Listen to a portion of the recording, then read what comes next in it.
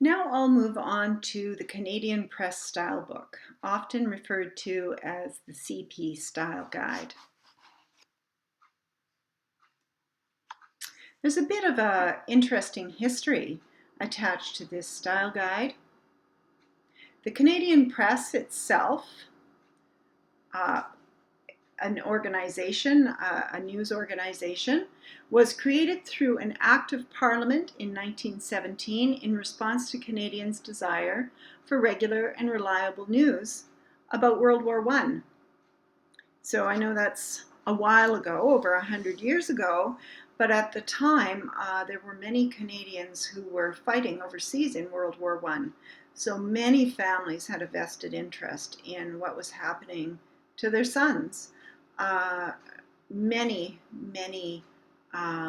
young men were posted overseas.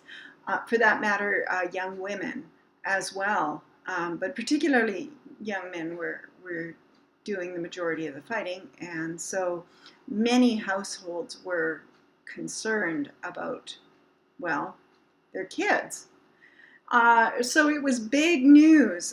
World War I was big news. It wasn't just something that was over there. It really was important to many Canadians. And so the Canadian Press emerged from that interest.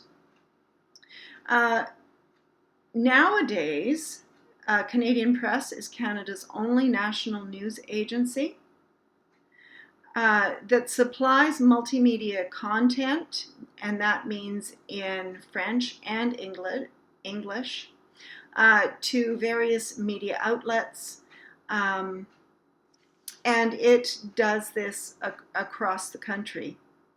So you might have stumbled across Canadian Press stories.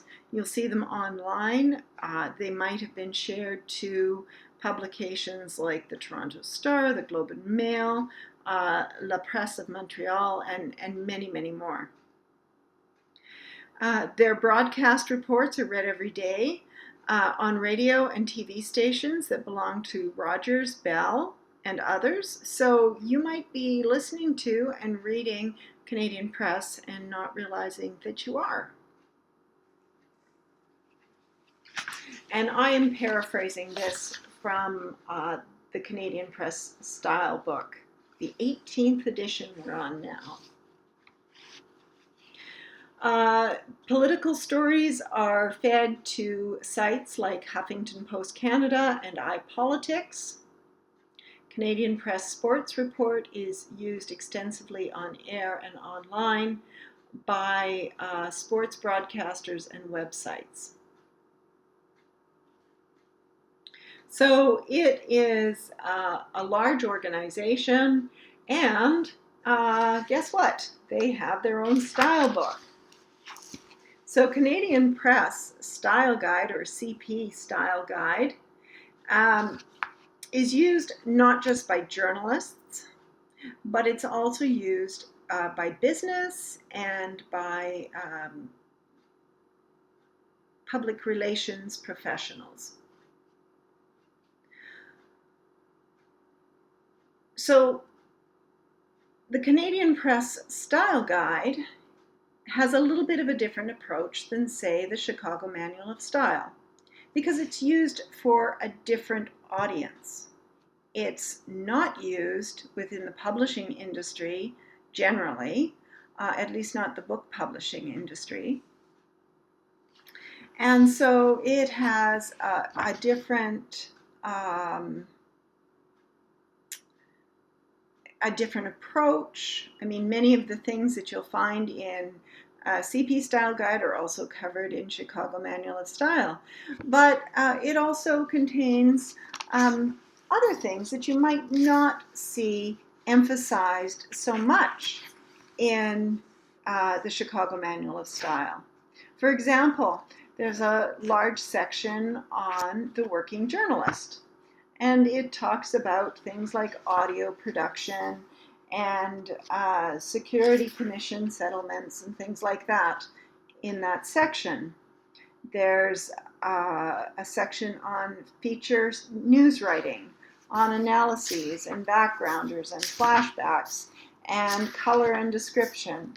and so on. Access to information, freedom of information laws, and so on.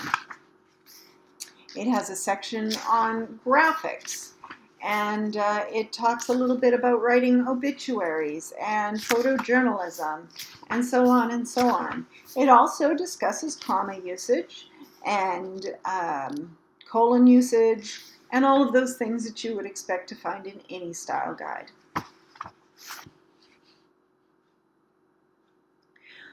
In the introduction, it reads, one of the reasons style books are needed is the following, and I'm kind of paraphrasing here. When new terms are added to our ever-changing lexicon, capitalization and spelling should be consistent, whether the story appears in a lifestyle section or a business report. Otherwise, readers may be annoyed or even confused. English is a fluid language, bound by complicated rules of grammar, rules that sometimes take a backseat when an ever more complex and diverse society demands new and innovative ways to reflect its unique character. Reporters and editors don't have time to research decisions on vocabulary and capitalization and grammar every time a problem arises. A style book presents such decisions in a logical, handy form.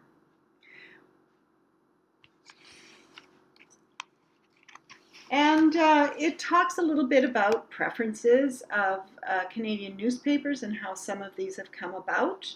So again, I'll read a short excerpt from the guide. The Canadian Press became the first Western news agency to drop the courtesy titles Mr., Mrs., Miss, and Ms. from all copy. Over the years, the use of such titles has become erratic, sometimes used on news pages, but not in sports sections, for instance. Most papers agreed the rules needed to change, and the soundest course was to drop all such titles. Some papers continue to use them either through the paper or in particular sections. More recently, the Canadian Press adopted the OUR spelling for words of more than one syllable in which the U is not pronounced. The Canadian Press had written with color and rigor, COLOR and RIGOR for 80 years, and felt the OR spelling was an established Canadian option. But OUR was the spelling preferred by many readers and taught in most Canadian schools. A significant number of the agency's member newspapers had already adopted the OUR spelling. A survey showed that 77% of newspapers wanted the Canadian Press to use this style as well. So we started writing with color and rigor, COLOUR, and rigor, RIGOUR. I think that was supposed to be a little bit funny. So that's the Canadian Style Guide. The Canadian Style Guide, or the Canadian Press Style Guide rather, has a handy addendum, this caps and spelling. I really love this book. I think any writer could use it if you're writing about current events at all.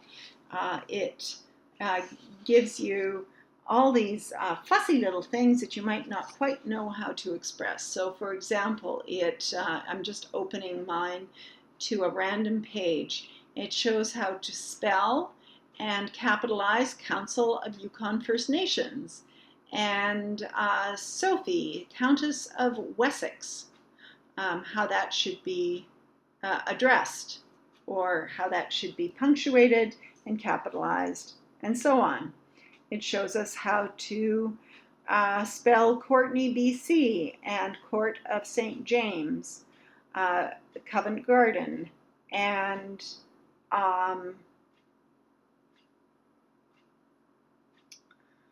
I can't spell that, so I'm not, or say that, so I'm going to move on to something else. Craigslist, for example. Craigslist is capitalized officially, apparently. And so on. Crime Stoppers is 2 words, and both words are capitalized, and so on. Okay, so lots of handy little details that you might not think of, but are actually important if you're going to be writing in current affairs. So I think that the APA style guide, we learn the citations, but then we don't realize that it's actually this manual that covers many other situations as well. And so the American Psychological Association's style guide, that's the organization that produces it, covers everything that a typical style guide covers, everything from grammar to usage and so on. It is particularly good at citation, and that's where we see it used primarily in our program. So the APA style guide treats citation in a way that's very easy to follow for the reader. And so that's one of the things that makes it particularly useful. Now I want to move on a little bit to editing Canadian English.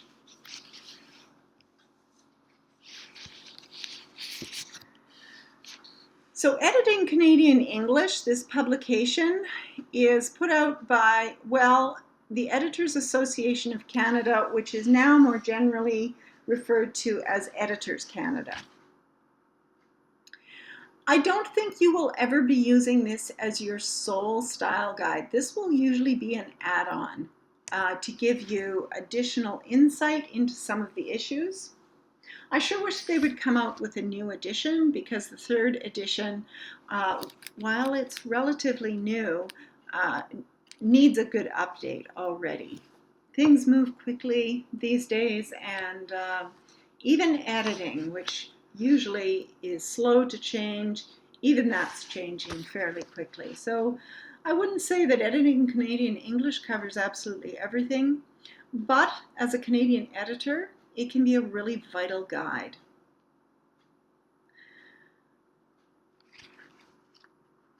So I'm just going to read a little bit from their introduction. Editing Canadian English began in 1979 as a project of the then fledgling Freelance Editors Association of Canada, when a committee formed to talk about editing, quote, in Canadian. Their hopes were high and their ambitions, they thought, modest. They planned to produce, over the course of a year or so, a booklet of half a dozen chapters that would solve once and for all the particular problems of Canadian editors. At that time, there were no references that dealt comprehensively with practical aspects of styling Canadian material for Canadian publications, and the committee was set out to fill that gap.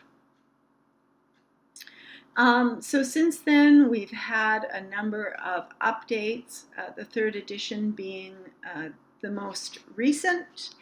As I said, there are a few things that I think it could update itself on. Having said that, it's a great guide. I particularly like how it gives comparisons between different dictionaries and style guides. It will often, rather than giving a definitive answer to a question, it will talk a bit about the various options and why an editor might choose one option over another. So here are some of the questions that Editing Canadian English covers. What are the stylistic differences between proofreading, copy editing, stylistic editing, and structural editing? And how do I know which role is required? When is it appropriate to adapt Canadian words that an international audience might stumble over? What are the biases common in Canada, and how do I correct for them? And so on.